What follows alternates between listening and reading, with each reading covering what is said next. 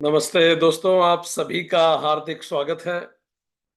हम United consciousness project self की तरफ से आप सभी का स्वागत करते हैं। हम लोग उपनिषद सीरीज का अध्ययन कर रहे हैं। आज 38th सेशन है और अभी तक हमने जो पढ़ा उसका एक क्विक रिकैप लेंगे और उसके बाद आगे शुरू करते हैं। तो हमने अभी तक कठोपनिषद में जो पढ़ाई की है उसका एक क्विक रिकैप लेते हैं।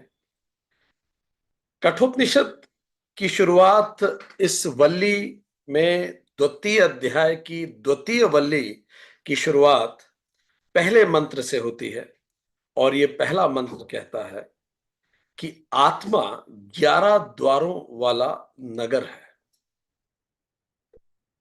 Okay, can you see if I have shared it right? Perfect.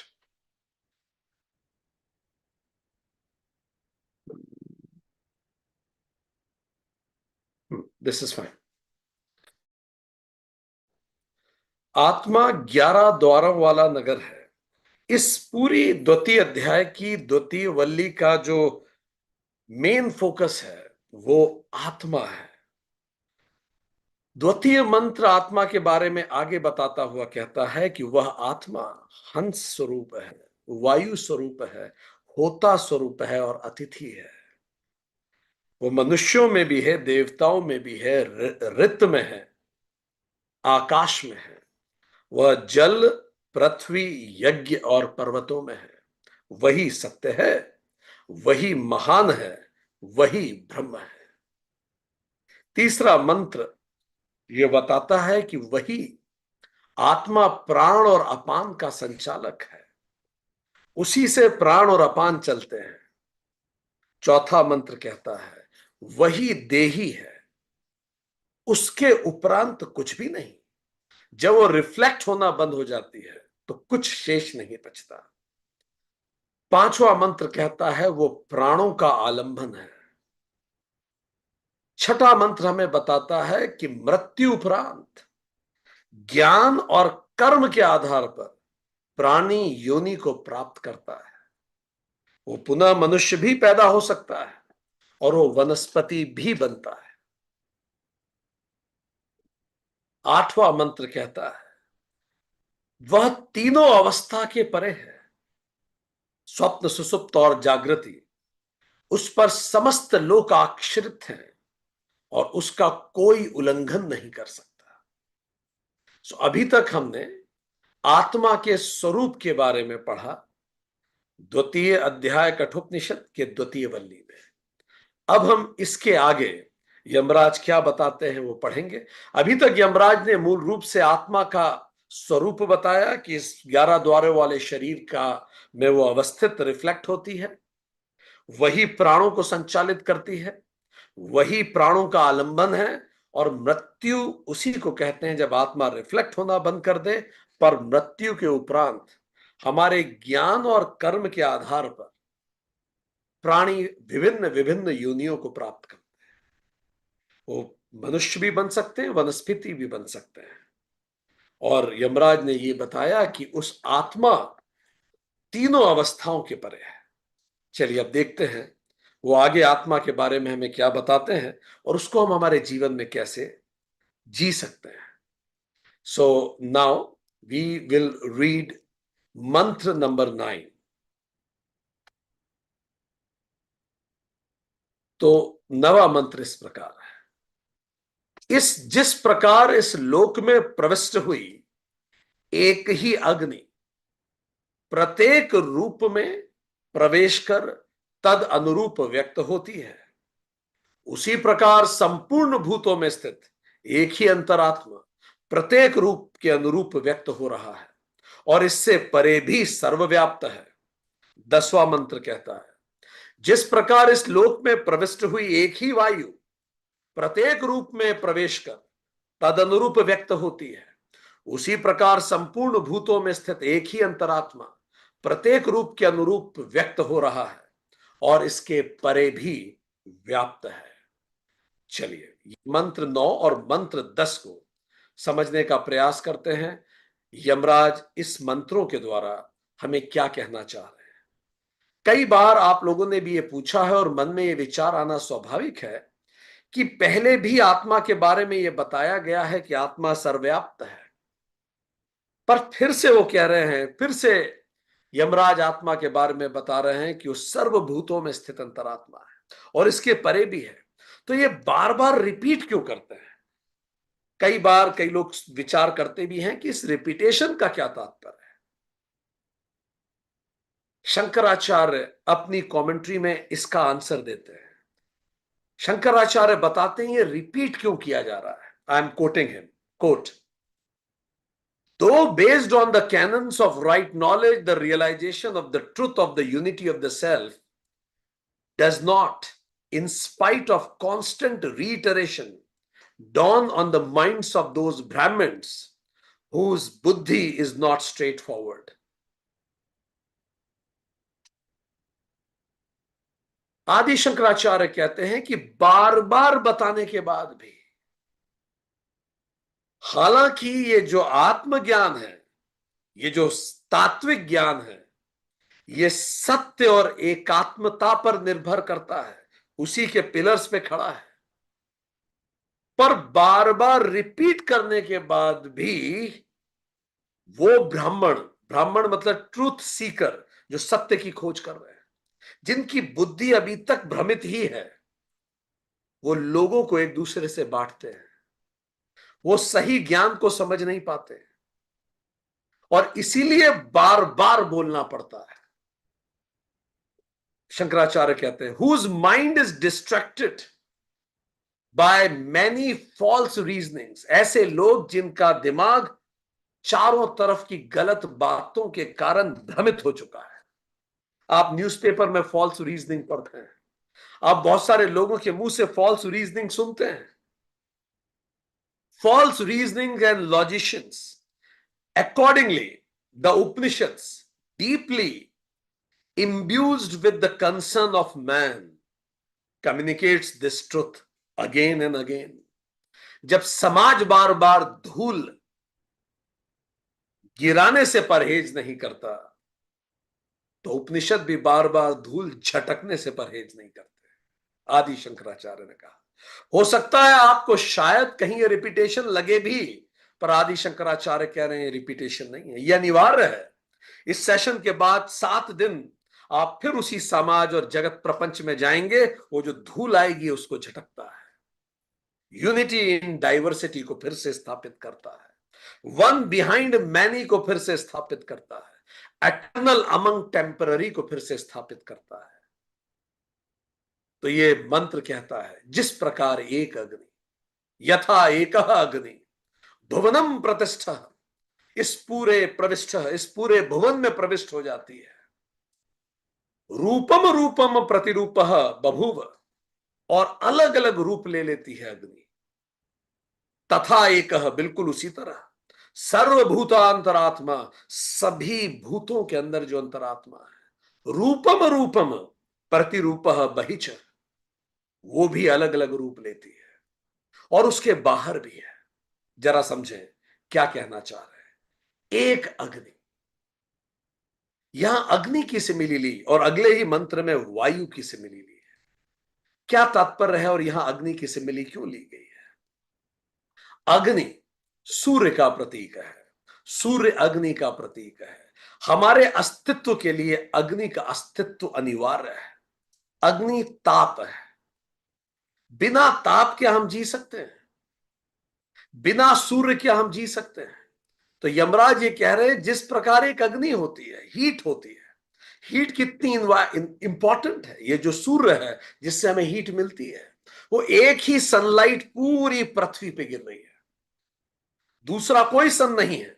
हमें पृथ्वी पे एक ही सूर्य से रोशनी मिलती है, उसी रोशनी से पेड़ पौधे फोटोसिंथेसिस कर रहे हैं, उस सोलर एनर्जी को केमिकल एनर्जी में कन्वर्ट कर रहे हैं in the form of glucose.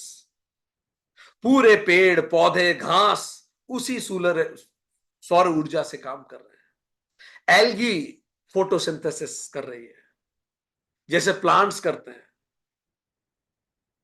जितने प्लांट ईटर्स हैं, हर्बीवोरस एनिमल्स हैं, वो इनडायरेक्टली सोलर एनर्जी को कंज्यूम कर रहे हैं। वो प्लांट खाते हैं और सोलर एनर्जी उन तक पहुंचती है कार्बोहाइड्रेट्स के रूप में। प्लांट्स ने ग्लूकोज बना लिया, हर्बीवोरस ने कार्बोहाइड्रेट बना लिया। कार्निवोरस जो मीट ईटर्स हैं, जब वो इन हर्बीवोरस को खाते हैं, जब शेर हिरण को खाता है, जो नॉन वेजिटेरियन है जब वो पशुओं को खाते हैं, तो इनडायरेक्ट वो सोलर एनर्जी उन तक पहुंचती है। तो ये पूरी चेन उसी सूरज की ऊर्जा पे है। यदि सूरज वो अग्नि न दे तो प्लांट जीवित नहीं रह पाएंगे। अगर प्लांट जीवित ही न रहे तो हर्बीवोरस, ये सारे पशु पक्षी सब समाप्त हो जाएंगे। यदि पशु पक्षी ही ना बचे तो कार्निवोरस जो फूड चेन में उनको कंज्यूम करते हैं वो खत्म हो जाएंगे। ये सब कुछ समाप्त हो जाएगा। ये सब कुछ निर्भर करता है उसी सूर्य की ऊर्जा पे। यमराज कहते हैं ये जो सूर्य की ऊर्जा है ये अनिवार्य है, और वो एक ही ऊर्जा है जो सब तरफ आ रही है, अलग अलग नहीं है। उसी से हम सब नरिश होते हैं। कल्पना करें एक पल के लिए सूरज ना रहे।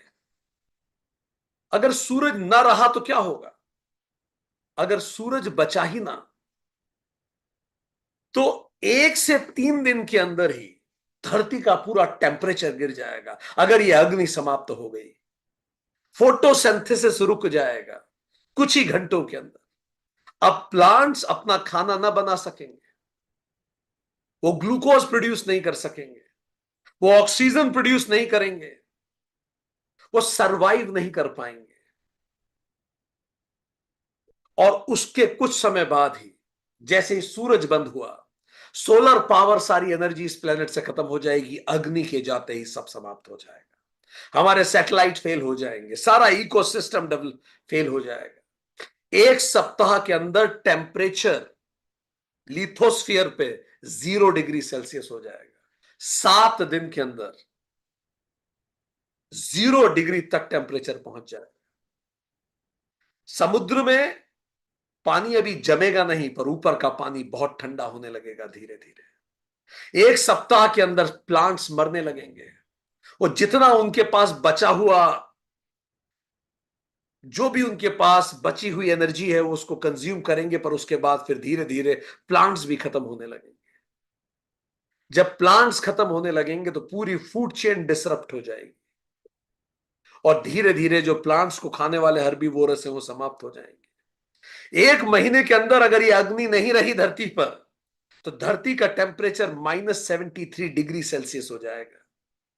सारी धरती जम जाएगी 1 महीने के अंदर। और इस समय महासागर जमने लगेंगे, मास एक्सटिंक्शन होगा, सब समाप्त होने लगेगा, मनुष्य खत्म होने लगेगा। 1 साल के अंदर धरती का टेम्परेचर -100 डिग्री सेल्सियस पहुंच जाएगा। -100 डिग्री सेल्सियस। पूरी धरती फ्रीज होने लगेगी। अभी इस धरती पर केवल डीप ओशन में कुछ जीवन बाकी रहेगा, बाकी सारा जीवन समाप्त। डीप ओशन में भी क्यों? क्योंकि वहां थोड़ी सी अग्नि है, धरती की गर्मी से सरवाइव करते हुए। 1 साल बाद धरती एक बर्फ का गोला बन जाएगी, सब समाप्त हो चुका होगा। पर धरती के गर्भ में, बिल्कुल at the core of earth, जहां अंदर बहुत गर्मी है, उसके आसपास कुछ जियोथर्मल हीट के कारण कुछ जीवन बाकी रहेगा, बाकी सब समाप्त हो जाएगा। यमराज कह रहे हैं कि वो एक ही ऊर्जा है, वो एक ही अग्नि है जो हम सबके अंदर है। उसी सूरज ने प्लांट्स, पौधे, पशु, हम सबको ऊर्जा दे रखी है। और न केवल ये, यमराज ये भी कह रहे हैं, न केवल ऊर्जा अग्नि, अगले ही मंत्र में यमराज फिर रिपीट करते हैं कि वो एक ही वायु है। यथा एक वायु भुवनम प्रविष्टम, वही एक वायु इस भुवन में आ गई, प्रविष्ट हुई। रूपम रूपम प्रतिरूप बभू, और उसने अलग अलग रूप लिए। उसी वायु से हम सब जागृत है। तथा एक सर्वभूत अंतरात्मा रूपम रूपम प्रतिरूप बहिच, और इसी उसी रूप में वो एक अंतरात्मा, बिल्कुल उसी तरह से जैसे एक वायु को हम सब कंज्यूम कर रहे हैं, एक हीट, एक अग्नि हम सबको जीवित रखी हुई है, उसी तरह वो एक आत्मा है जो हम सबको जीवित रखे हुई है। Such a profound philosophy of oneness. Plants carbon dioxide को यूज करते हैं, हमें ऑक्सीजन देते हैं, हम ऑक्सीजन यूज करते हैं, उनको कार्बन डाइऑक्साइड देते हैं। हम सब एक दूसरे से बिल्कुल जुड़े हुए हैं। और यही बात शायद वसुधैव कुटुंबकम की थीम है। यमराज ये बात बड़े प्रोफाउंडली कह रहे हैं कि बस वो एक ही वायु है, एक ही अग्नि है जिसको हम सब उपयोग करते हैं, और इसी प्रकार एक ही आत्मा हम सबके अंदर है। अब ये मंत्र 9 और 10 कुछ महत्वपूर्ण पाठ सिखाता है वननेस के अतिरिक्त भी। पहला, वन सोर्स ऑफ ऑल। हम सबका एक ही सोर्स है, जैसे एक अग्नि है, एक वायु है, बिल्कुल इसी प्रकार एक ही हम सबके अंदर रिफ्लेक्ट होने वाली आत्मा है। विज्ञान के प्रकट होने तक यह बात समझना थोड़ा कठिन था कि हम सब में एक ही आत्मा है, पर आइंस्टाइन जैसे विद्वानों ने इसको समझाना सरल कर दिया।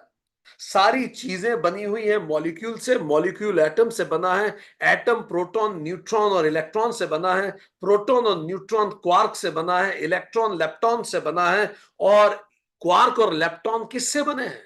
जिससे सब कुछ बना है, तो वो बना है fast moving energy points of pure energy, vibrating energy, string theory, सब कुछ वाइब्रेशन से बना है, कोई मैटर नहीं है।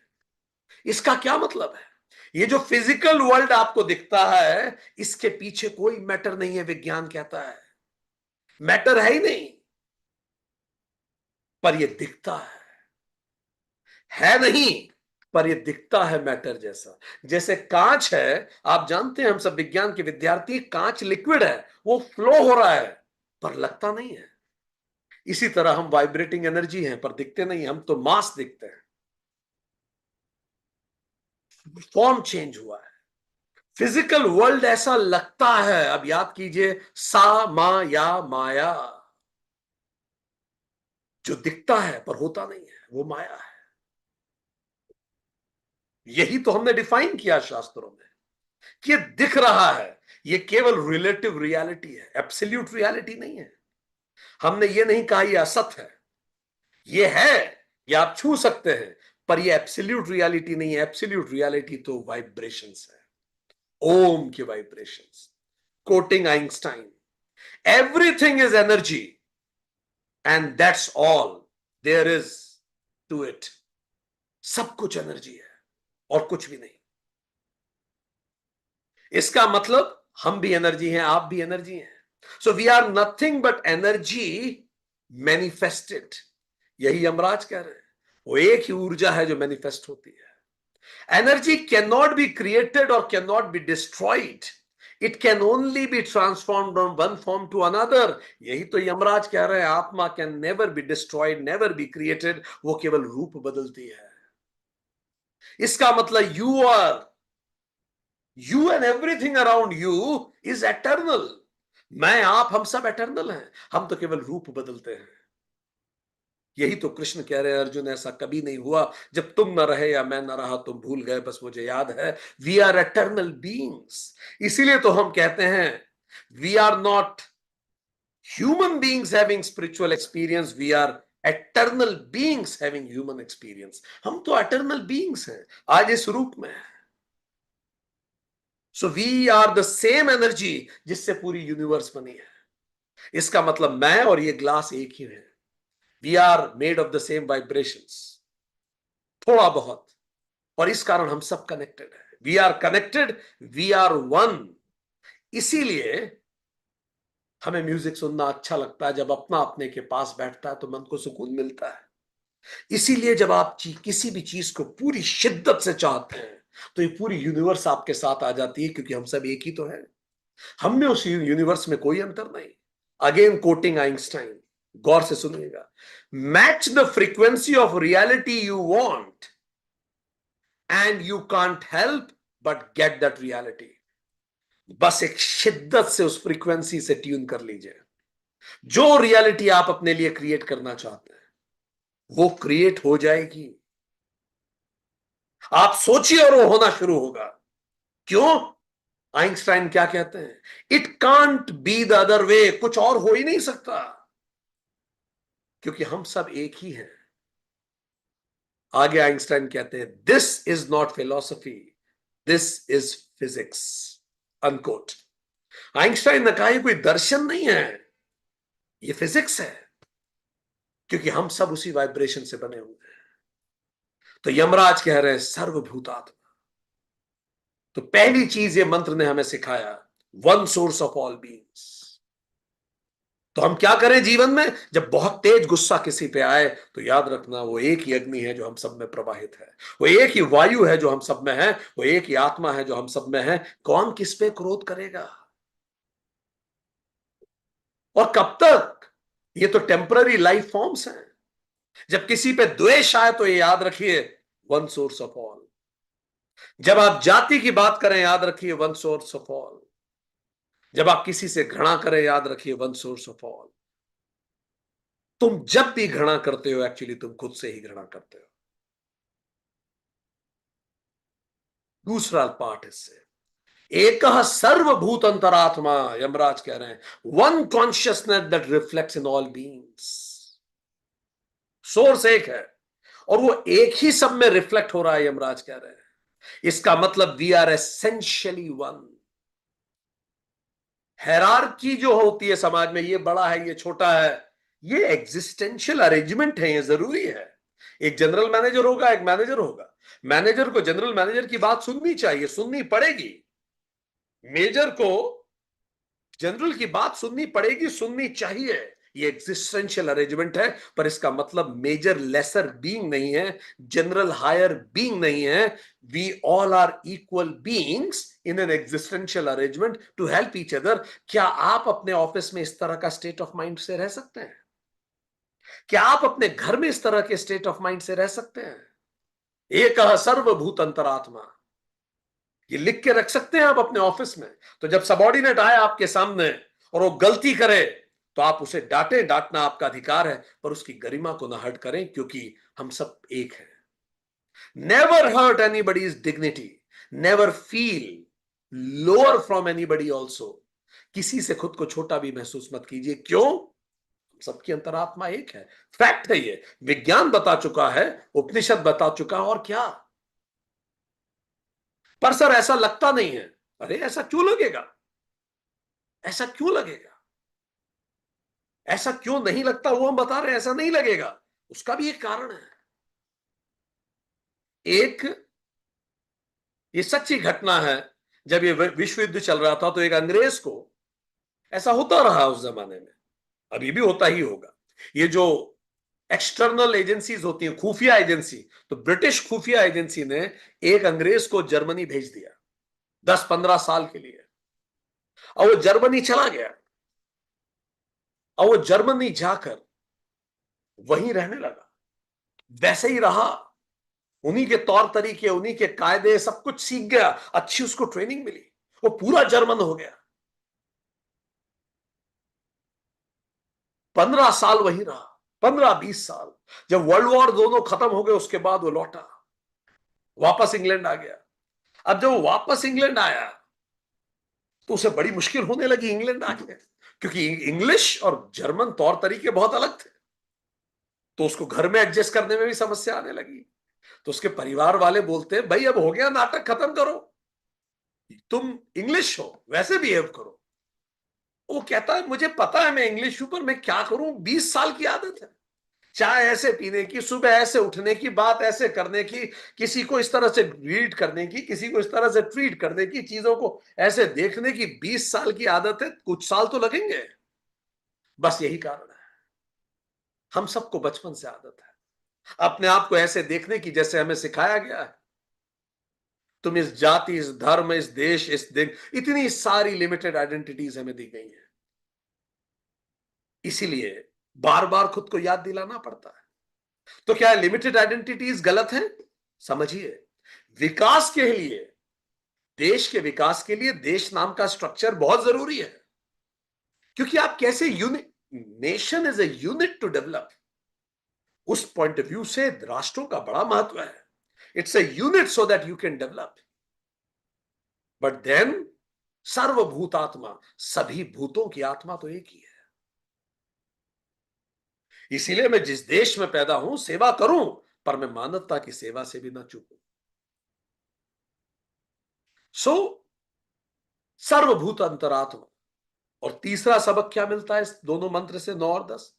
रूपम रूपम प्रतिरूप बभूव, that one appears in different forms as per the objects through which it manifests। ये जिस भी ऑब्जेक्ट में मैनिफेस्ट होता है उसका रूप ले लेती है। वही कॉन्शियसनेस इसमें अचर रूप में है, वही कॉन्शियसनेस इसमें दूसरे रूप में और इसमें तीसरे रूप में। Same consciousness appears in different forms. That one appears, दिखता है, बिकम नहीं, अपीयर्स इन डिफरेंट फॉर्म्स। वो वैसा लगता है, स माया माया, एज पर डिफरेंट ऑब्जेक्ट्स।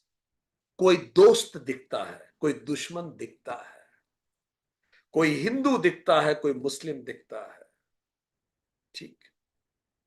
तो अलग अलग रूप में दिखते हैं, ये ध्यान रखें। ये हम बिल्कुल स्पेसिफिक शब्द बोल रहे हैं, रूपम रूपम प्रतिरूप बभूव। सब अलग अलग रूप में दिखते हैं, हमें दिखेंगे हमारे आसपास। कई लोग भटके हुए भी मिल सकते हैं। तो क्या करूं सर, अगर उसमें मुझे महाकाल दिखने लगे तो मैं उसको सजा नहीं दूं? अरे दीजिए ना, वो भटका हुआ भगवान है, तो फिर उसको कंपैशनेट पनिशमेंट दीजिए। कैसे? जैसे एक पिता अपने बच्चे को पनिश करता है, बिल्कुल दीजिए, पर मन में वो भाव रखिए कि हम एक हैं, ठीक। मैं अपनी एग्जिस्टेंशियल ड्यूटीज को निभा रहा हूं, तेरे प्रति मन में कुछ नहीं। यही तो राम के मन में रावण के प्रति था, तेरे प्रति कोई मैलिस नहीं।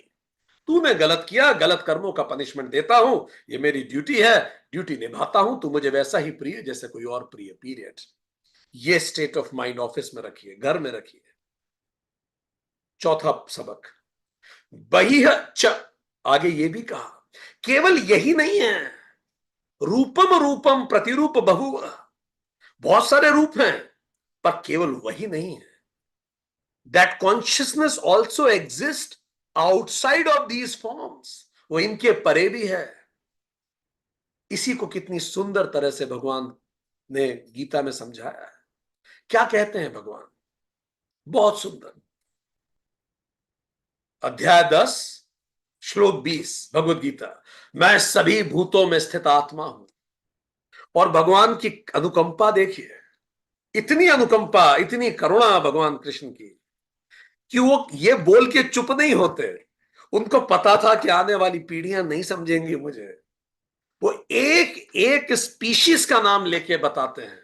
मैं पशुओं में शेर हूं, मैं पक्षियों में गरुड़ हूं, मैं पितरों में आर्यमा हूं, आदित्यों में विष्णु हूं, ज्योति में सूर्य हूं, नक्षत्रों में चंद्रमा, वेदों में सामवेद, इंद्रियों में मन हूं, रुद्रों में शंकर, यक्षों में कुबेर, वसुओं में अग्नि, शिखर में मेरु, जलाशय में समुद्र, शब्दों में ओम, स्थिर में हिमालय, वृक्षों में पीपल, देवर्षि में नारद, गंधर्वों में चित्ररथ, अश्वों में उच्चैश्रवा, गजों में एरावत, नरों में राजा, शस्त्रों में वज्र, गौ में कामधेनु, सर्पों में वासुकी, दैत्यों में प्रहलाद, अक्षरों में अ, नदियों में गंगा, मछलियों में मगर, और क्या बता दें। वो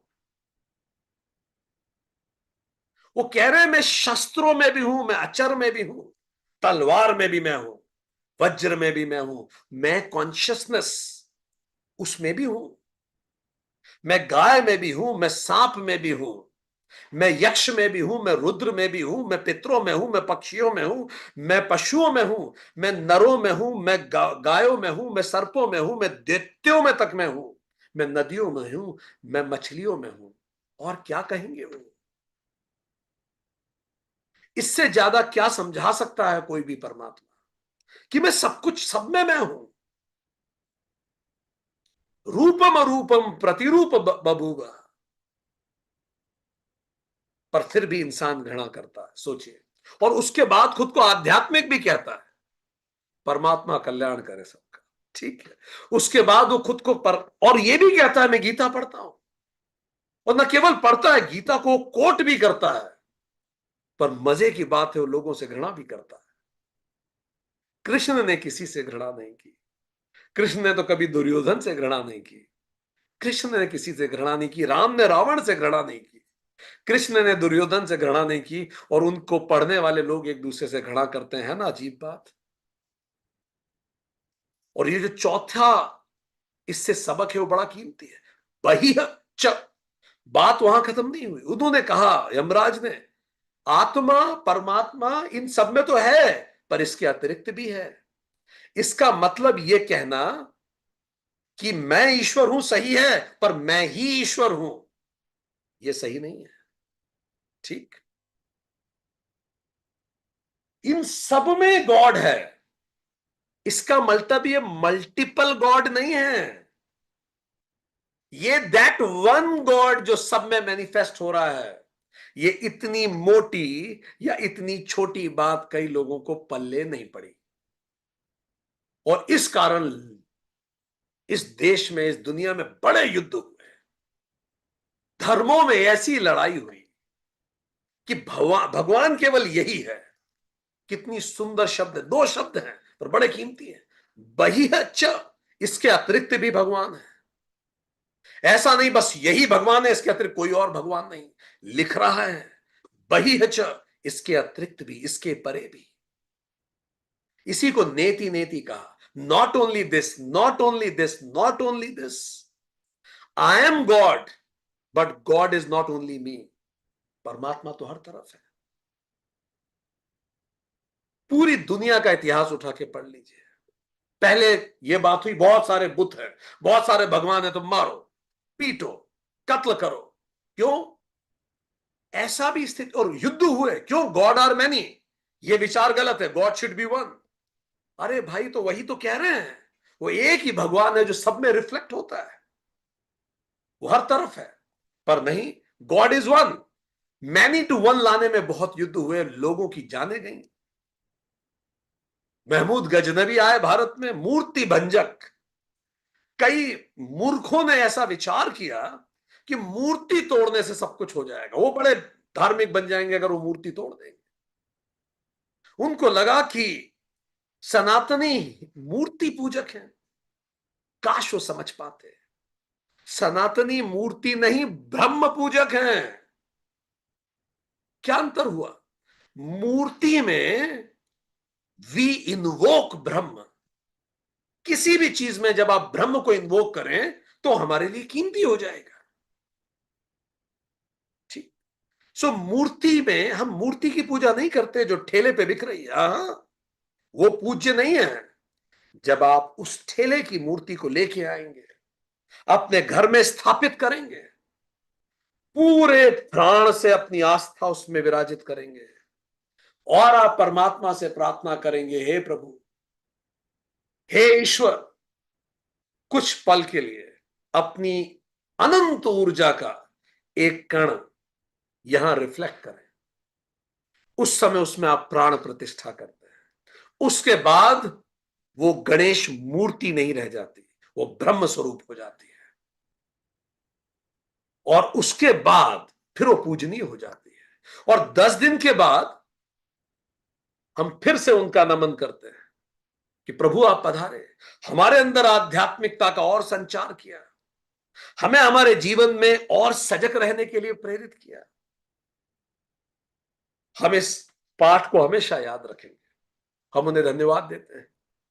और उसके बाद जो नश्वर है उसको नश्वर में मिला देते हैं। मूर्ति पंच महाभूतों की पंच महाभूतों में मिल जाती है। ईश्वर नहीं पानी में सिराया जा रहा है, वो तो रिफ्लेक्शन था। मूर्ति तो बनी ही टूटने के लिए है।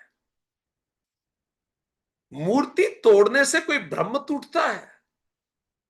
मूर्ति सिराने से कोई ब्रह्म सिराया जाता है? मूर्ति सिराने से कोई ईश्वर सिराया जाता है? ये तो ऐसा है मानो कोई कहे कांच टूटने से आप टूट जाएंगे।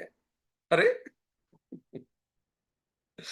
यही समझ की कमी ने अफगानिस्तान में बामियान बुद्धा तोड़ दिए, इतनी बड़ी बड़ी मूर्तियां बुद्ध की, और मूर्ति तोड़ के लगा कि हमने कोई बहुत महान धार्मिक कार्य कर लिया। अरे हम कहां कह रहे हैं कि मूर्ति में प्रभु है। जिसमें प्राण प्रतिष्ठा होगी वो तो हर जर्रे जर्रे में प्रभु है। फिर वो आपके लिए स्वाभाविक रूप से श्रद्धा का पात्र हो जाता है। नहीं तो आप दुकानों पे भगवान थोड़ी बेचते हैं, वहां मूर्तियां बिकती हैं, पर मंदिर के अंदर भगवान होता है, क्योंकि वहां प्राण प्रतिष्ठित होता है। शायद ट्रांसलेशन में कुछ अंतर रहा। और अगर वो मूर्ति टूटी भी बमियान की, बुद्ध की, और अगर बुद्ध से पूछा जाता कि क्या मूर्तियां टूट गई, तो बुद्ध कहते क्या फर्क पड़ता है, 5 और तोड़ लो। बुद्ध को कौन सा मूर्ति से प्रेम है। और अगर नश्वर से जुड़ना ही था तो फिर बुद्ध कैसा। और अगर वो जो मूर्तिकार जिसने मूर्ति बनाई होगी, अगर वो सच में वेदांतिक रहा होगा, सच में बुद्ध रहा होगा, तो उसे भी कोई फर्क नहीं पड़ता।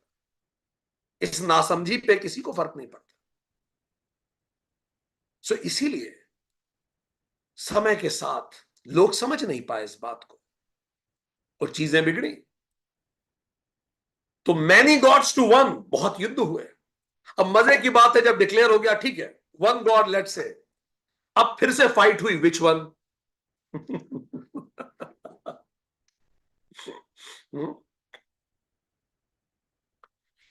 तो अब उसमें लड़ाई की, God is one then which one, this God that God that God that God, सारे धर्मों के अपने अपने गॉड। अब बताइए क्या करेंगे। इसीलिए कृष्ण बार बार कह रहे हैं मैं हर तरफ हूं। अब जब विच वन की लड़ाइयां खूब हुई, इसी को क्रूसेड करते हैं, कहते हैं ये गॉड या वो गॉड। तो जब ये लड़ाई थोड़ी सेटल हुई तो फिर उनमें आपस में लड़ाई हो गई, किस बात पे। अच्छा अब गॉड ये है तो who will represent the God, उसको रिप्रेजेंट कौन करता है, सही रिप्रेजेंटेटिव कौन है उस गॉड का, बताइए। फिर लड़ाइयां शुरू हो गई। पूरा इतिहास पढ़िए, बस यही चल रहा है। रिप्रेजेंटेटिव कौन है उसका, उस पर लड़ लेंगे। ये कहेंगे ये रिप्रेजेंटेटिव है, वो कहेंगे वो रिप्रेजेंटेटिव है, और कत्ल होगा। ठीक, यहां तक जाएंगे कि रिप्रेजेंटेटिव कौन, तो ठीक है रिप्रेजेंटेटिव ये है, चलो हम दोनों मानते हैं। उसके बाद सेकंड इन कमांड कौन है, उस पर लड़ाई हो जाएगी। यहां भी ठीक है, पूजा कैसे करें इस पे युद्ध हो जाएंगे भाई। अब आप बताइए। इसीलिए वो क्या कह रहे हैं यमराज, प्लीज समझिए, बही च, वो बाकी जगह भी है। ये जिस दिन हमने समझा दिया सबको कि वो हर जगह है, तुम्हें जैसे मानना हो तुम मानो, मुझे जैसे मानना है मैं मानूं, किस चीज की चिंता है, किस चीज की लड़ाई है। ठीक, बही च, तो अपने बच्चों को भी सिखाइए बही च। हाँ ये भगवान है जो मुझे मस्जिद में दिखता है, पर वो भी भगवान है जो मुझे मंदिर में दिखता है, वो भी भगवान है जो मुझे चर्च में दिखता है, वो भी भगवान है जो मुझे गुरुद्वारे में दिखता है, वो भी भगवान है जो मुझे ऊपर दिखता है। हर तरफ भगवान ही तो है। वही अच्छा। ठीक, और ये मल्टीपल गॉड्स नहीं है, वो एक ही सूरज जैसे 10 पात्रों में रिफ्लेक्ट होता है, वो हर तरफ रिफ्लेक्ट होता है। सो 9 और 10 verse are very profound verses, जो बहुत सिखाती हैं हमें जीवन में, हमारे समाज में कैसे हम इसको देखें। फिर अगर विषय ये उठता है कि अगर सब कुछ भगवान है, तो ये जो भगवान, अगर लोग गलत काम करते हैं, अगर मैं भी गॉड हूं, तो फिर ऐसा कैसा गॉड जो गलत काम करता है। तो यमराज आगे कह रहे हैं, ठीक, जिस प्रकार सूर्य समस्त, 11वां मंत्र, जिस प्रकार सूर्य समस्त लोकों का नेत्र होकर भी नेत्र संबंधी दोषों से लिप्त नहीं होता, उसी प्रकार समस्त भूतों का एक ही अंतरात्मा संसार के दुखों से लिप्त नहीं होता, उनसे परे रहता है। बहुत सुंदर, कितना प्रोफाउंड यमराज आगे बता, क्योंकि शायद यमराज को पता था कि ऐसे भी लोग आएंगे आने वाले जमाने में जो ये कहेंगे कि अगर सब कुछ भगवान है तो जो बुरा काम कर रहा है वो भी भगवान है। ठीक, तो फिर तो ऐसा तो बुरा भगवान हो गया। तो यमराज आगे क्लियर कर रहे हैं, यदि वह कॉन्शियसनेस समस्त रूपों में अभिव्यक्त हो रही है, तो उस कॉन्शियसनेस का, उस ब्रह्म का उन रूपों से क्या संबंध है। तो यमराज क्या बता रहे हैं, इसका मतलब अगर कोई गैंगस्टर है तो उसमें भी वही अंतरात्मा जो मुझ में है, तो उस अंतरात्मा का उस गैंगस्टर से क्या संबंध है? तो क्या अंतरात्मा खराब हो जाएगी? तो क्या कह रहे हैं यमराज? सर्वलोकस्य चक्षुः सूर्य। सच प्रोफाउंड थिंकिंग। 5,000 साल पहले की बात है कि आंखें सूरज से ही देख पाती हैं। अंधेरा कर दीजिए, आंखें कुछ नहीं देख पाएंगी। तो आंखों को सूरज से डायरेक्ट जोड़ा गया है 5,000 साल पहले। सर्वलोकस्य चक्षुः सूर्य। जैसे सूर्य सभी लोगों का चक्षु है, यथा जैसे चक्षुणेः बाह्य दोषे न लिप्यते, but sun is never involve और become faulty by the faults of the eyes of the people. अगर मेरी आंख में कचरा चला जाए तो इससे सूरज में कचरा थोड़ी हो जाता है। हो जाता है क्या? ये मेरे चश्मे में क्रैक आ जाए और मुझे दुनिया क्रैक दिखने लगे तो इसमें दुनिया का क्या दोष है? चश्मे का क्रैक है। ठीक। आंख में क्रैक हो गया, आंख में मलिनता है, तो इसमें सूरज मलिन नहीं होता। यमराज कह रहे तथा वैसे ही एक सर्वभूता अंतरात्मा लोकः दुखेन न लिप्यते। वो एक भूत, एक सर्वभूत अंतरात्मा हमारे दुखों से लिप्त नहीं होता। So that one consciousness the inner self of all the beings is never fueled by the miseries of the world, never become dirty by the dirt of the world. It is transcendent to it. यतः स बाह्य। क्या शब्द आया? वो उससे बाहर है, वो उससे बाहर रहता है। याद कीजिए भगवत गीता 5.15। कृष्ण कहते हैं मैं तेरे पाप और पुण्य कुछ नहीं लेता, ये सब तेरे कर्म है, ये सब तेरी अविद्या से जुड़ी हुई चीजें हैं, मुझे उससे कोई लेना देना नहीं। बैकुंठ तो पाप और पुण्य के परे ही तो जा पाता है। तो दो तरह के विचार धरती पर प्रचलित हुए, द्वैत विचार और अद्वैत विचार। द्वैत विचार यह कहता है कि एक गॉड है और एक इविल है, एक गुड है और एक बैड है, एक लाइट है और एक डार्कनेस है, और ये कभी नहीं मिलेंगे, ये लड़ते रहते हैं। पढ़ा होगा आपने विचार, कई मूवीज में दिखाया गया है। ठीक। अच्छाई और बुराई में एटर्नल लड़ाई है, गॉड और इविल में एटर्नल लड़ाई है। ठीक। युद्ध हो रहे हैं इनमें। अद्वैत विचार क्या कहता है? अद्वैत विचार कहता है ईविल है ही नहीं। Evil is nothing but the absence of goodness, darkness is nothing but the absence of light, और संसार के दुख is nothing but the absence of Vidya. Period. कुछ नेगेटिव नहीं है, ये केवल पॉजिटिविटी की कमी है। सच प्रोफाउंड थिंग्स। कोई दुख नहीं है जीवन में, ये केवल ज्ञान की कमी है। कोई परेशानी नहीं है जीवन में, केवल विद्या की कमी अगर आपको परेशानी दिखती है।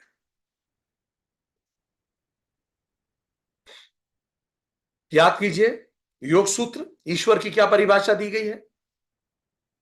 जीव प्लस क्लेश, कर्तापन, कर्म फल और संस्कार।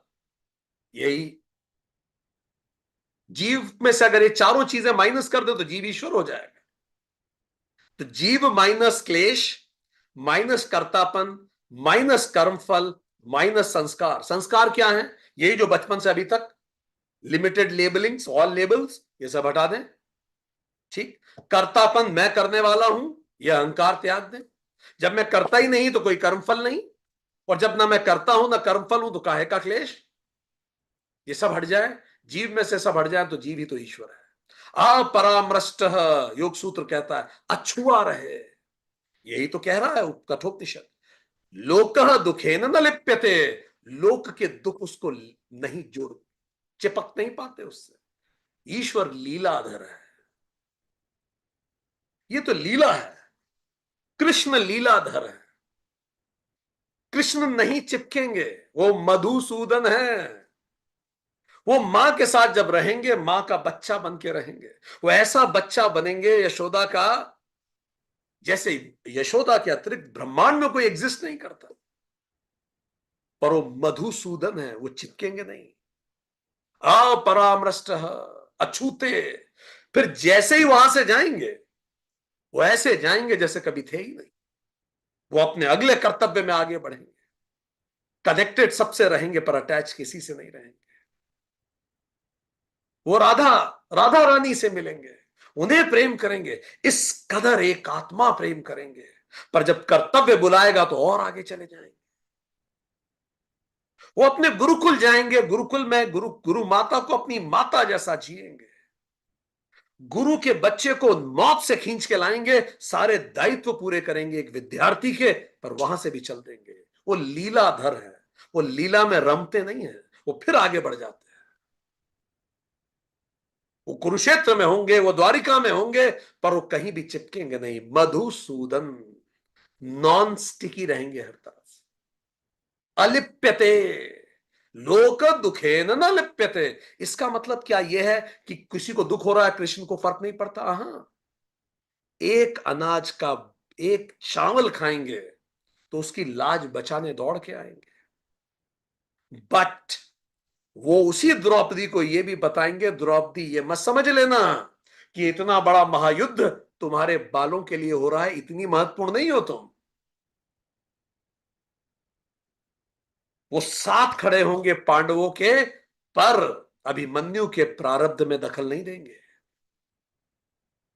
अभिमन्यु जो उनका शिष्य है, जो उनका भतीजा भांजा है, उसको भी उसके प्रारब्ध में डिस्टर्ब नहीं करेगा। अलिप्यते, वो अलिप्त रहेंगे। और कितना अलिप्य, उनको स्वयं को श्राप मिल जाए तो भी वो अलिप्यते, संसार के दुखों से लिप्त नहीं होता। ठीक, तो इस मंत्र से क्या सीखने को हमें मिलता है? पहला, समस्त भूतों में एक अंतरात्मा है। फिर से बात रिपीट हो रही है, शंकराचार्य बोल चुके हैं क्यों रिपीट हो रही है। दूसरा, वह संसार के दुखों से लिप्त नहीं होता अंतरात्मा। जैसे sunlight doesn't get dirty by the dirt of the eyes, जैसे ink doesn't get dirty by the dirt of the content of writing. आप गालियां लिख दीजिए इस इंक से, तो क्या इंक खराब हो जाएगी? evil in created is not the evil in the creator. Light does not get affected by the quality of object on which it falls. Bathroom की लाइट किचन की लाइट से कम पवित्र नहीं होती। लाइट लाइट है यार, वो कैसे पवित्र अपवित्र होगी? ये बिल्कुल वैसी बात है कि टीवी पे खराब सीरियल आ गया तो टीवी खराब है, और जिस टीवी पे अच्छा सीरियल आ रहा हो टीवी अच्छी हो जाएगी। टीवी का क्या लेना देना, वो तो प्रोजेक्टेड इमेज है। कॉन्शियसनेस का क्या लेना देना, वो तो प्रोजेक्ट हो रही है। हमारा ड्रामा चल रहा है, वो तो प्रोजेक्टर है। प्रोजेक्टर को क्या फर्क पड़ता है आप क्या प्रोजेक्ट कर रहे हैं उससे? मैं तेरे पाप पुण्य नहीं लेता, आप पाप की पिक्चर चलाइए। आप खुद, चूंकि लिमिटेड आइडेंटिटी है, उससे अटैच्ड है, खुद सफर करेंगे। मैं तेरे पाप पुण्य नहीं लेता, कृष्ण ने कहा। सो लेसन ऑफ लाइफ क्या है? पहला, सह संसरति यह संसार। ये तो चलता ही रहेगा, चीजें आएंगी जाएंगी, सुख दुख चलते ही रहते हैं। कहां दुख में दुखी होना और सुख में सुखी होना, ये तो जगत प्रपंच है, लगा ही रहेगा। आज ये चीज ठीक नहीं हो रही, कल कुछ और ठीक नहीं होगी। ऐसा कोई दिन नहीं आने वाला आपकी लाइफ में जब सब कुछ ठीक हो जाएगा और तब हम फिर आध्यात्म साधना में लगेंगे। वो कभी नहीं आने वाला, क्योंकि आज तक किसी के जीवन में नहीं आया। ठीक। दूसरी बात, अनित्य कभी नित्य प्रसन्नता नहीं दे सकता। अपनी प्रसन्नता को किसी भी अनित्य चीज पर निर्भर मत कीजिए। बैलेंस शीट अनित्य है, आज कुछ है बदल जाएगी। शारीरिक सौंदर्य आज कुछ है बदल जाएगा, सब कुछ बदलेगा, जो बना है सो फना है। तीसरा, अनित्य के प्रति जागरूकता ही विवेक है। हमेशा ध्यान रखिए, ये सब चीजें टेम्पररी है। इसी से अनित्य से अलिप्त हो पाएंगे। अलिप्त मीन्स वैराग्य साक्षी बने रहें, जैसे कृष्ण साक्षी बने रहे। जहां है वहां के होलिए, जब तक जहां है पूरा कीजिए। जिस कंपनी में अच्छे से मेहनत कीजिए, और जैसी कंपनी छोड़ी इदम नमम स्वाहा, समाप्त। आगे बढ़िए जैसे कृष्ण आगे बढ़े, अलिप्त रहिए। सो उन्होंने बताया, यमराज ने ये प्रश्न को भी क्लियर किया कि don't get confused about it. Yamraj कह रहे हैं क्या रिश्ता है उस कॉन्शियसनेस का इस व्यक्ति से, वही रिश्ता है जो सूरज का नेत्रों से है। आपकी आंखों की प्रॉब्लम सूरज को खराब नहीं करती। आगे पढ़ते हैं, यमराज और आगे समझा रहे हैं नचिकेता को। तो यमराज आगे नचिकेता को बोलते हैं,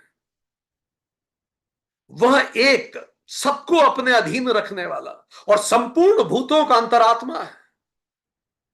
वो एक अपने एक रूप को ही अनेक प्रकार के रूप में व्यक्त करता है। अपनी बुद्धि में उस आत्मदेव को जो बुद्धिमान पुरुष देखते हैं, उन्हीं को नित्य आनंद की प्राप्ति होती है, औरों को नहीं। कितनी बार रिपीट करेंगे, पर कुछ बात हर बार नहीं कहते हैं। इस बार क्या कह रहे हैं, वह एक सबको अपने अधीन रखने वाला और संपूर्ण भूतों का अंतरात्मा है। वह अपने एक रूप को ही अनेक प्रकार के रूपों में व्यक्त करता है। पर हर व्यक्ति को यह पल्ले नहीं पड़ेगा। वो खुद ही कह रहे हैं, कह रहे हैं अपनी बुद्धि में उस आत्मदेव को जो बुद्धिमान पुरुष देखता है, उस आत्मदेव, देवता कौन सा, अपने अंदर का जो देवता है, उसी को नित्य आनंद की प्राप्ति होती है, औरों को नहीं। अच्छा शब्द दिया, आत्मदेव। यमराज का ये मंत्र हर उस बच्चे को पढ़ना चाहिए। इनफैक्ट हमारा बस चले तो पूरे यूरोप में जा जाके इसी मंत्र को हम पढ़ाएं, पढ़ाते भी हैं। क्योंकि ये जो मंत्र है, ये मंत्र बहुत चीजों को सिखाता है। ये मंत्र बहुत चीजों को सिखाता है। इसके साथ एक और मंत्र पढ़ते हैं, 13वां भी।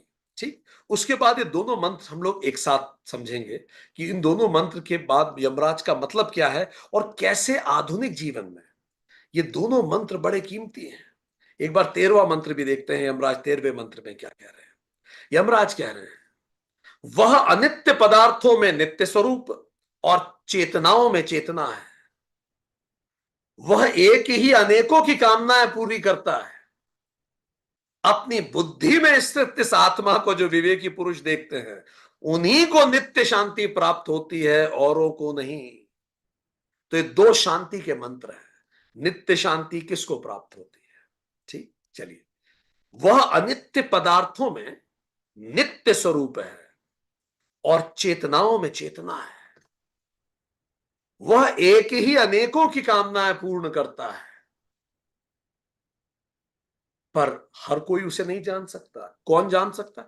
अपनी बुद्धि में स्थित इस आत्मा को जो विवेकी पुरुष देखते हैं, उन्हीं को नित्य शांति प्राप्त होती है, औरों को नहीं। जरा समझे क्या मतलब है इसका। उन्हीं को नित्य शांति प्राप्त होती है, औरों को नहीं। ये मंत्र बहुत उपयोगी है आधुनिक यूरोप के लिए।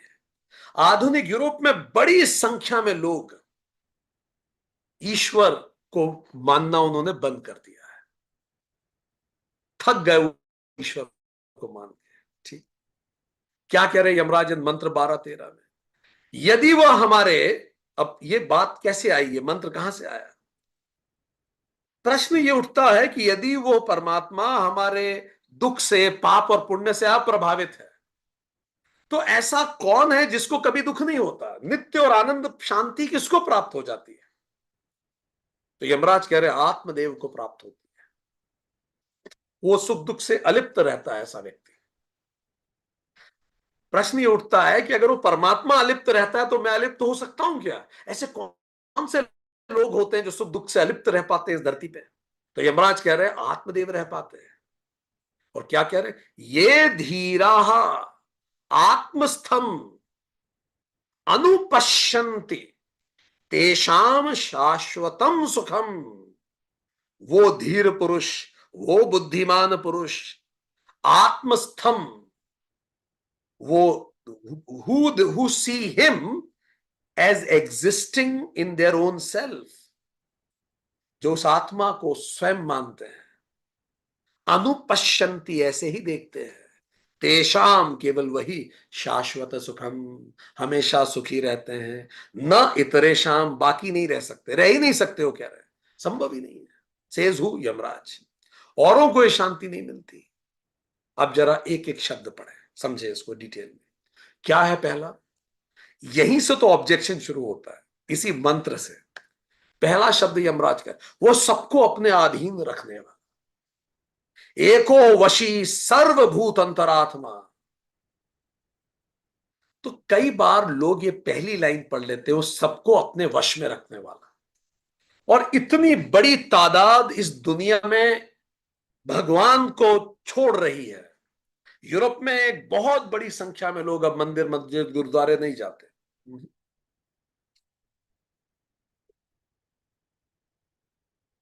किसी भी, अगर आपके घर में कोई बच्चा हो, आपके घर में किसी घर में है कोई बच्चा जो भगवान को नहीं मानता है, आप किसी ऐसे बच्चे को जानते हैं? हाथ खड़ा करें if you know somebody who doesn't believe in God.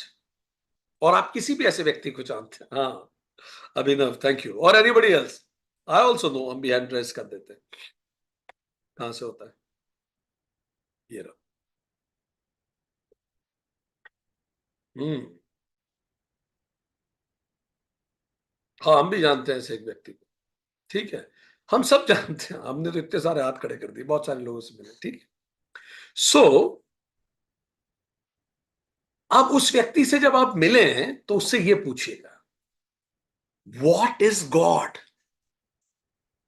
वो कह रहा है मैं भगवान को नहीं मानता, उससे पूछिए भगवान क्या है। तो हम बताएं उत्तर क्या मिलेगा। हमने पूछा, बता रहे, एक ऑटोक्रेटिक कंट्रोलर जो कहीं बैठा हुआ है और तानाशाही पूर्ण वो करता है, कंट्रोल करता है। ठीक। मेल है, पुरुष है भगवान। ऐसा ही कई जगह बताया गया है। इतने युद्ध हो गए सर भगवान के नाम पे, ऐसा भगवान से भगवान ही बचा है। नॉन साइंटिफिक कुछ भी। ठीक। एक दिन में ये बन गया, 2 दिन में वो बन गया, 6 दिन में सब कुछ बन गया, कुछ भी ऐसा। ऐसा थोड़ी हो सकता है। Product of weak man's fear. कमजोर आदमी के डर का प्रोडक्ट है भगवान। भगवान एक ऐसा कंसेप्ट है जिसको कमजोर आदमियों ने बनाया और फिर दूसरों के शोषण करने के लिए उसका उपयोग किया। कुछ लोग कहते हैं अरे ऐसा भगवान जो हमेशा सरेंडर मांगे और सरेंडर ना करो तो पनिश कर दे। आपने ऐसी कई कथाएं सुनी होंगी। आपने वो नहीं किया तो आपको सजा मिल गई, पाप मिल गया, बर्बाद हो गए। ये ऐसा भगवान जो रिवेंज ले, गुस्सा हो जाए, बदला ले, अगर आप उसे डिफाइन ना कर दें, खत्म कर दें, तो फिर उस भगवान और इंसान में क्या अंतर है? हम इंसान ही भले भाई। ये सब हमें उत्तर मिले हैं। ठीक। ये सब हमें दुनिया भर में उत्तर मिले जब हमने पूछा कौन भगवान, कैसा भगवान। आपने भी ऐसी कई कहानियां पढ़ी होंगी कि उस व्यक्ति ने व्रत नहीं रखा तो उसे खूब पाप पड़ गया, उसका जीवन बर्बाद हो गया, फिर उसने व्रत रख के पूजा करके प्रसाद बांट दिया तो सब ठीक हो गया। इसीलिए लोग नास्तिक हो गए कि भाई भगवान बचाए ऐसे भगवान से, कृपा करें प्रभु। उनको यमराज के पास जाना चाहिए, ये सारे इन लोग। क्योंकि यमराज बड़े पते की बात कर रहे हैं। क्या कह रहे हैं वो? देखिए, यमराज एको वशी ही नहीं कह रहे हैं। वो क्या कह रहे हैं? सबको अपने वश में रखने वाला तो कह रहे हैं यमराज। इससे लोग चिढ़ सकते हैं, पर पूरी लाइन क्या कह रहे हैं? सबको अपने वश में रखने वाला सर्वभूत अंतरात्मा। एको वशी सर्वभूत अंतरात्मा। तो यमराज क्या कह रहे हैं? कौन है वो भगवान जो सबको अपने वश में रखता है? सर्वभूत आत्मा। मतलब, अब वो नास्तिक थोड़ा कंफ्यूज होगा। मतलब यमराज कह रहे हैं जो सबको अपने कंट्रोल में रखता है वो सर्वभूतात्मा, मतलब तुम स्वयं ही हो। Your inner self. You are the controller. You are him. You are him, not under him, not outside him. You are him. He is not an outsider, कोई बाहर बैठ के कुछ कर रहा है वो नहीं है। You are him. Bhagavad Gita याद कीजिए 5.14। मैं ना तो तेरे कर्म, न वासना, न कर्मफल ही निर्धारित करता हूं। मैं तो अकर्ता हूं, भगवान कहते हैं। पूरे जगत को बना के भी मैं तो अकर्ता हूं। मनुष्य स्वयं अपने भाग्य का विधाता है। स्वामी विवेकानंद इतनी सुंदर बात कहते हैं, I love him when he talks like this. No books, no scripture, no science can ever imagine the glory of the self. कोई किताब, कोई शास्त्र, कोई विज्ञान कल्पना भी नहीं कर सकता ऐसा प्रभुत्व और विभूति इंसान है। The most glorious God that ever existed, exist or ever will exist। सबसे विभूति प्राप्त, सबसे ग्लोरियस ईश्वर जो कभी भी हुआ है या हो सकता है, वो मनुष्य ही तो है। स्वामी विवेकानंद ने ये बात कही थी अमेरिका में on his in his lectures of आत्मन। उन्हें समझाया आत्मा क्या होती है। कितना सुंदर स्वामी जी आगे कहते हैं, quote, in worshipping God we have always worshipped our own hidden self। जब हम परमात्मा की पूजा करते हैं, ईश्वर की पूजा करते हैं, तो हम अपने ही तो हायर सेल्फ की पूजा करते हैं। हम चाहते हैं हमारे अंदर से पैदा हो वो हायर सेल्फ जो हम वास्तव में हैं। अपने सारे भयों को तोड़ के हम प्रकट हो, हम फिर से पैदा हो उस संभावनाओं के साथ जो हम हैं। इसीलिए मंदिर में उस जगह को गर्भगृह कहते हैं, ताकि हम अपने गर्भ से पुनः प्रकट हो। पर यह हर कोई नहीं करता। क्यों? लेबल्स। इसीलिए यमराज आगे क्या कह रहे हैं, दोज धीरा, वो dhira who realize him existing in their own self. क्या कह रहे हैं, तम आत्मस्थम ये अनुपश्यंति धीरा। वो धीरा जो अपने अंदर उसको देख पाते हैं। आत्मस्थम ये अनुपश्यंति धीरा, उनके साथ क्या होता है, फ्रूट ऑफ सच रियलाइजेशन क्या होता है, तेषाम शाश्वतम सुखम, वो हमेशा सुखी रहते हैं। वो सब में खुद को देखते हैं, खुद में सबको देखते हैं।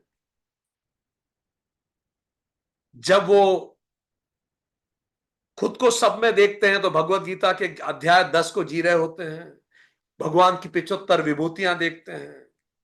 और जब खुद में वो सबको देखते हैं तो भगवत गीता का अध्याय 11 जी रहे होते हैं, विश्व रूप देखते हैं भगवान का, मैं वही तो हूं।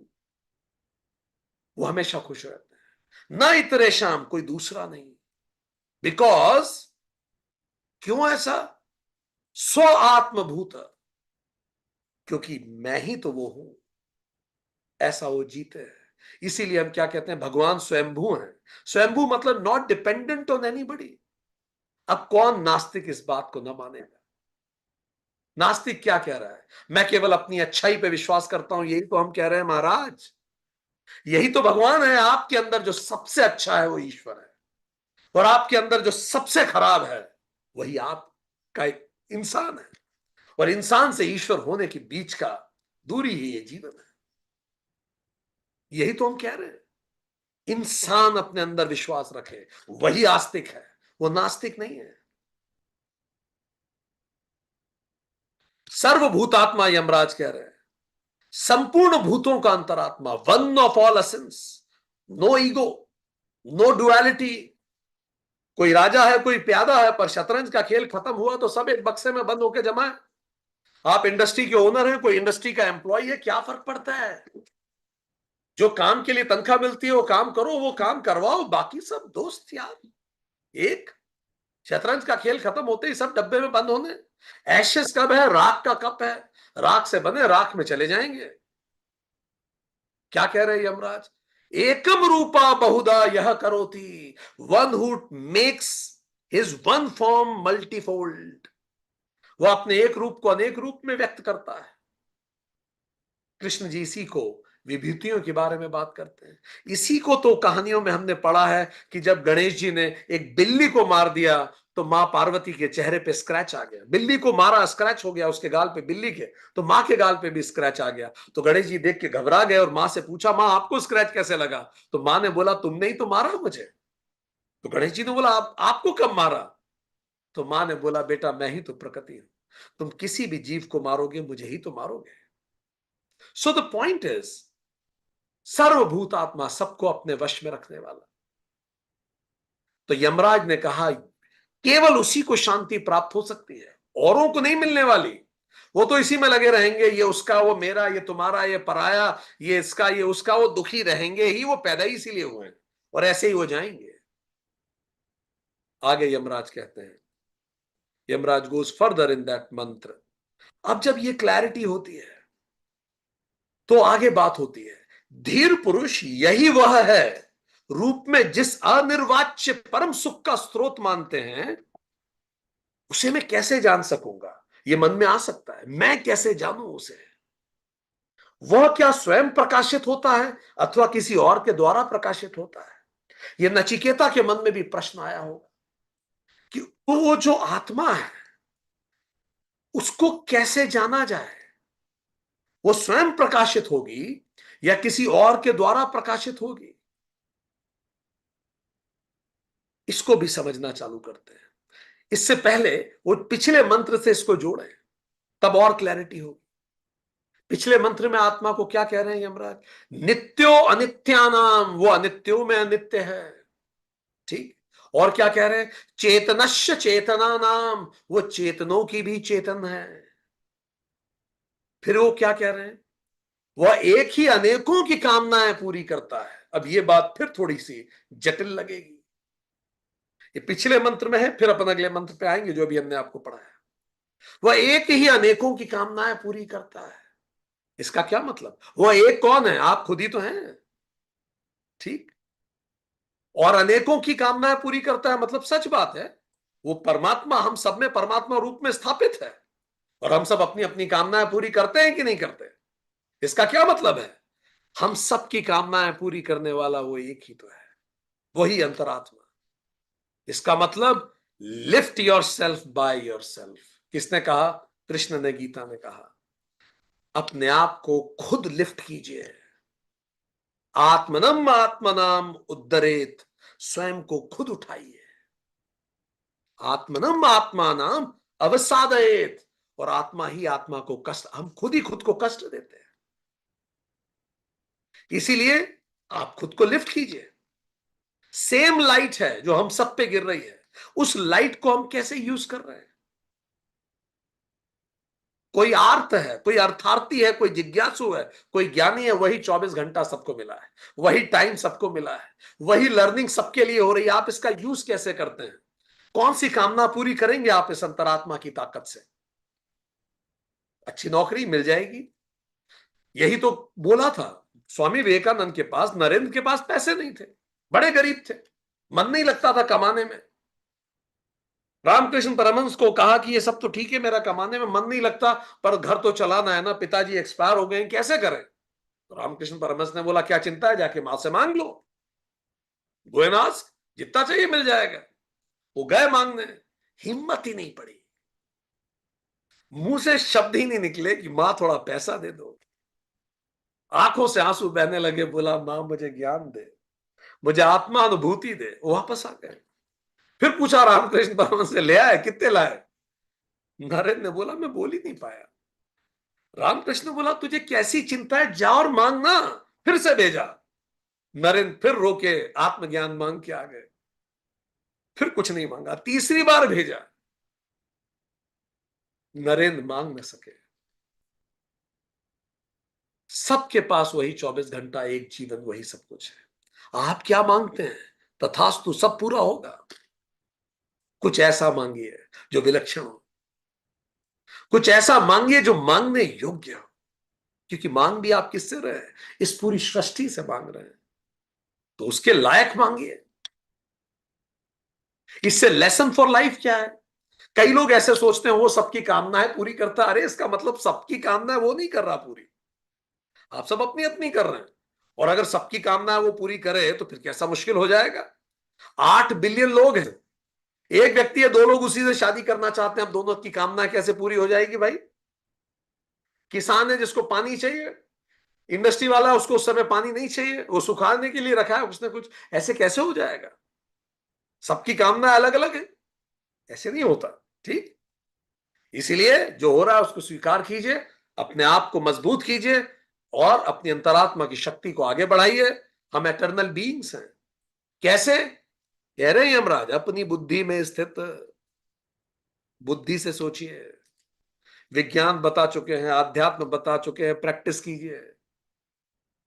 जो धीर विवेक पुरुष उसे देखते हैं, search insight, peace God happiness everything insight.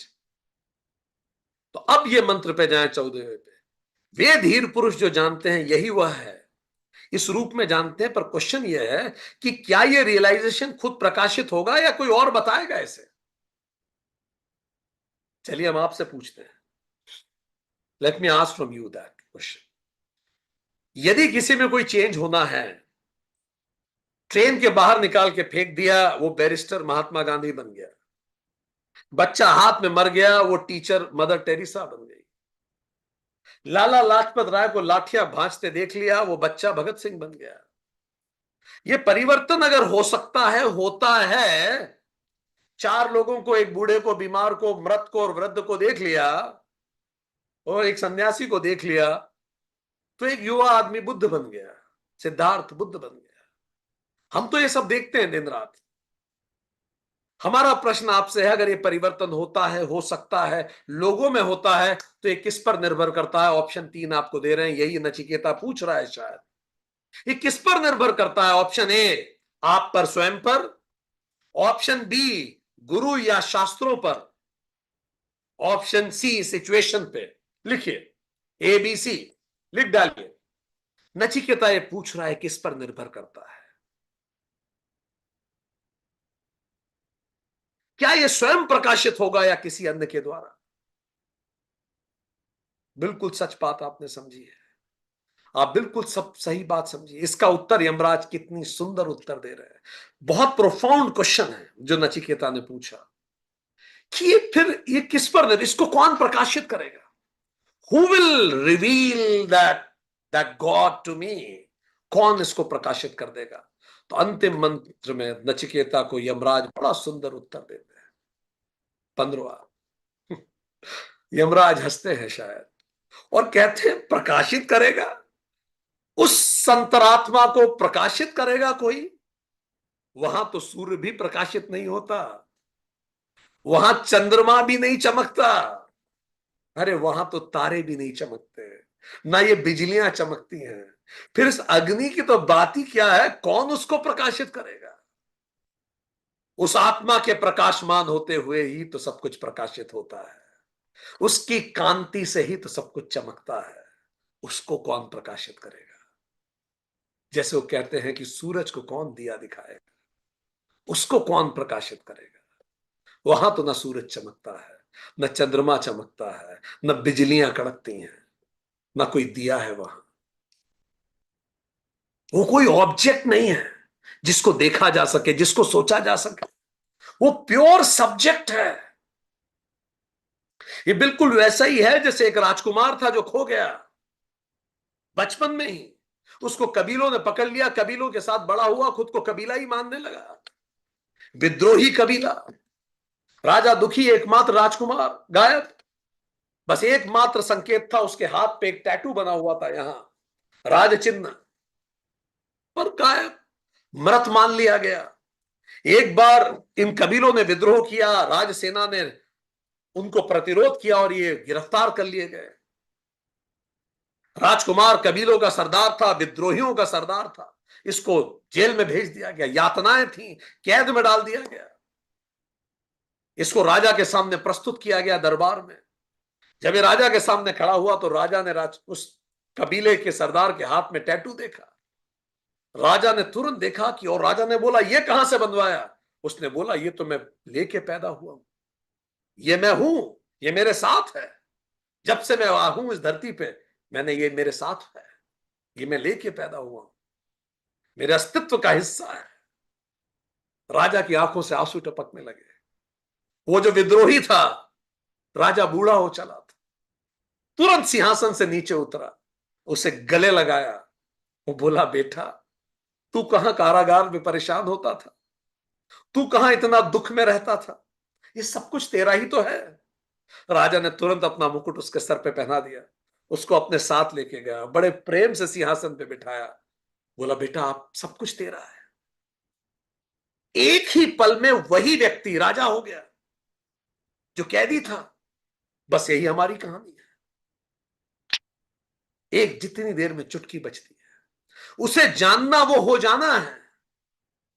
जैसे किसी बच्चा, कोई बच्चे आपसे पूछे कि आपको कैसे पता आप जिंदा हो, तो शायद आप कहेंगे कि हम हाथ हिलाते हैं इसलिए जिंदा हैं, देखो सांसें चल रही हैं इसलिए जिंदा हैं, शरीर चल रहा है इसलिए जिंदा है। ये सब तो प्रतीक है जिंदा होने का। ये प्रमाण पत्र है जीवन का। जीवन है इसीलिए ये सब कुछ है। वो आत्मा है इसीलिए तो आप हम सब कुछ है। ये बिल्कुल वैसा है जैसे एक मिट्टी का पात्र मिट्टी को खोजने के लिए हिमालय पे जाके तप करे। पूछो तप क्यों कर रहे हो? मैं मिट्टी को रियलाइज करना चाहता हूं, उसको खोजना चाहता हूं। अरे तुम स्वयं वही हो। ये बिल्कुल वैसा है। तो ये स्वयं प्रकाशित है, यमराज ने कहा। तो फिर अन्य प्रकाशित नहीं करेंगे? यमराज कहते हैं गुरु और शास्त्र बड़े महत्वपूर्ण हैं। वो जीपीएस की तरह है। जरा आप सोचिए, दो लेन हैं, ठीक? मकान कुछ उस तरफ मुंह करके बने, कुछ उस तरफ मुंह करके बने, ठीक है? अब जीपीएस में आपने एक मकान का एड्रेस डाला, तो वो मकान ये भी हो सकता है, ये भी हो सकता है, दोनों अलग अलग लेन में है, पर दोनों के पीछे की बाउंड्री जुड़ी हुई है। वो ए है, ये बी है। अब जीपीएस ने आपको बी पे ले जाके खड़ा कर दिया। जीपीएस ने सही लोकेशन डिटेक्ट की है, पर ये सही घर नहीं है। अब आपको पूरी लेन जाके यू टर्न लेके आना पड़ेगा। तो जीपीएस लेके तो आ गया उस जगह, पर आप सही जगह पहुंचे, इसके लिए आपको यू टर्न लेना पड़ेगा, क्योंकि दोनों मकान की पीछे की बैक बाउंड्री जुड़ी हुई है। तो जीपीएस ने तो स्पॉट ले लिया, आपका स्पॉट सही है, गुरु ले आया आपको, पर मार्ग अलग है। जो मार्ग पे अभी आप हो, गुरु उस मार्ग पे, गुरु ने आपको स्पॉट ले आया, ठीक, पर मार्ग जो है आपका, मार्ग जो अंदर की तरफ जाता है, वो आपको अब चुनना पड़ेगा। तो गुरु और शास्त्र वो जीपीएस है जो आपको एग्जैक्टली उस लोकेशन पे ले जाके खड़ा कर देंगे। पर हो सकता है मकान इसके जस्ट पीछे हो। ये आपको रियलाइज करना पड़ेगा, और यू टर्न, वायो यू टर्न लेगा। जब भी कोई व्यक्ति यू टर्न लेता है, बस गुरु उस यात्रा को शॉर्ट कर देता है। कोई गुरु, कोई शास्त्र, कोई साथ, कोई कक्षा आपके लिए उसे प्रकाशित नहीं कर सकता। ये सब इशारे हैं। देखना और पहुंचना हमारे डायरेक्ट एक्सपीरियंस से संभव है। ये सारी सिचुएशंस जो होती हैं, ये सब तैयारी है उसकी, पर हम पहुंचते हैं डायरेक्ट एक्सपीरियंस से ही। तो यमराज ने ये सब हमें सिखाया। एक क्विक रिकैप लेते हैं। मंत्र 9-10 ने हमें बताया कि वन सोर्स टू ऑल है। क्रोध के समय हम याद रखें कि वो वही एनर्जी है जो मैटर में मैनिफेस्ट होती है। एक सर्वभूतानाम अंतरात्मा, one consciousness that reflects in all, रूपम रूपम प्रतिरूप बभूप। फ्रेंड, फो, ये सब चीजें याद रखें। किसी की गलती भी है तो कंपैशनेट पनिशमेंट दें। बहिच, केवल यही ईश्वर नहीं है, सब तरफ ईश्वर है। एक दूसरे से एक्सेप्टेंस इस तरह से बढ़ेगी, हर तरफ ईश्वर है, ये यमराज ने हमें बताया। फिर यमराज ने यह भी कहा, पर वो ईश्वर हमारे कर्मों से अप्रभावित होता है, अलिप्त रहता है, जैसे सूरज हमारी आंखों से अलिप्त रहता है। गुड बैड जैसा कुछ नहीं है। एब्सेंस ऑफ गुडनेस को ही हम बैड कह देते हैं, एब्सेंस ऑफ लाइट को ही हम डार्कनेस कह देते हैं। हम फिजिक्स में कभी डार्कनेस पढ़ते हैं क्या? हम तो लाइट का चैप्टर पढ़ते हैं। जहां लाइट नहीं है वहां डार्कनेस है, पीरियड। क्या पढ़ना उसको अलग से? जब क्लेश कर्तापन, कर्म फल और संस्कार खत्म हो जाते हैं, तो हम ही तो ईश्वर हो जाते हैं। तो यमराज ने कहा वो अलिप्त जैसे ही हो गए, हम ही ईश्वर हो गए, क्योंकि ईश्वर ही तो अलिप्त है। फिर यमराज ने कहा कि वो सभी को अधीन रखता है। सभी को अधीन रखने का मतलब ये नहीं कि कोई ऑटोक्रेटिक व्यक्ति ऊपर से सबको अधीन कर रहा है। तुम ही हो, तुम अपने अधीन हो, तुम आत्माधीन हो। इसी को हम कहते हैं स्वाधीन। तुम स्वाधीन हो, इसी को तो स्वाधीनता कहते हैं। स्वाधीनता का मतलब क्या होता है? फ्रीडम। स्वाधीन हो तुम। मैं ना तेरे कर्म वासना न कर्म फल को निर्धारित करता हूं, तेरे कर्म तेरा जीवन। तू ही तो वो ईश्वर है जो तू बचता है, और तू ही तो वो ईश्वर है जिसको तू पाता है। एकम रूपा बहुधा यह करोति, उस वही एक अनेक अनेक विभूतियों में आता है। इसीलिए बिना ईगो के कृष्ण अर्जुन को कहते हैं तू क्या मारेगा, तू तो मरे हुए को मार। जो हो रहा है स्वतः होगा। ये कॉस्मिक प्लान है। सर्वभूतात्मा, और अपने आत्मदेव की तरह हम आगे बढ़े, तो उस आत्मदेव को प्रकाशित कौन करेगा? तो यमराज कह रहे हैं कोई उसे प्रकाशित नहीं कर सकता, वो आत्म प्रकाशित है, वो स्वयंभू है। गुरु वहां तक लेके जाएगा, उसके आगे की यात्रा केवल तुम्हारी है। आज के लिए इतना ही, नमस्ते।